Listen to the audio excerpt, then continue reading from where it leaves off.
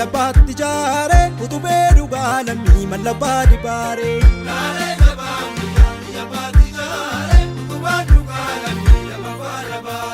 Koodee irbuutiya toliyaa qallooko tolanii bokkuu ta'uu yee jersa looko.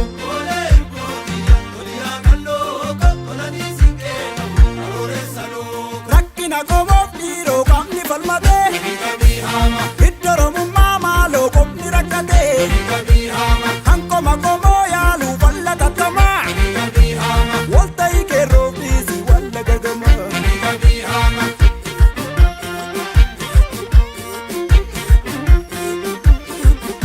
Jireenyi baraa hammaatee kan nyaatee bulle kitila jabaatti lamaan jabaattee rakkoo gorrootu wal cina maal dadhabeera beebeeka jabaa jabatni rakkise kan dadhabes meelcha beeka olkaanoo nama jallise. Ofumaa jarri shallalti gurraa bichaa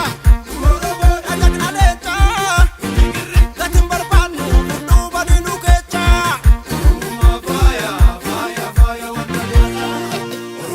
Faaya faaya faaya faaya faaya Oromummaa faaya faaya faaya Oromummaa faaya faaya faaya wal bareecha.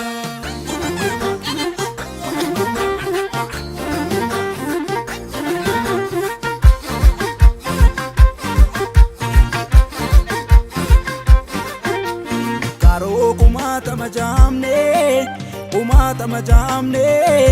kumaatama jaamne egeree faajjirri maada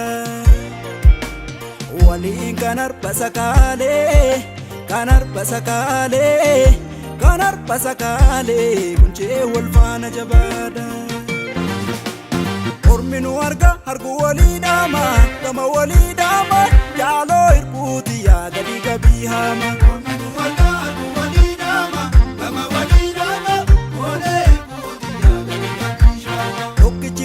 Sadan gidduu baate ifaan koodee nyaate gurraacha badii burree sanchi garaa laate.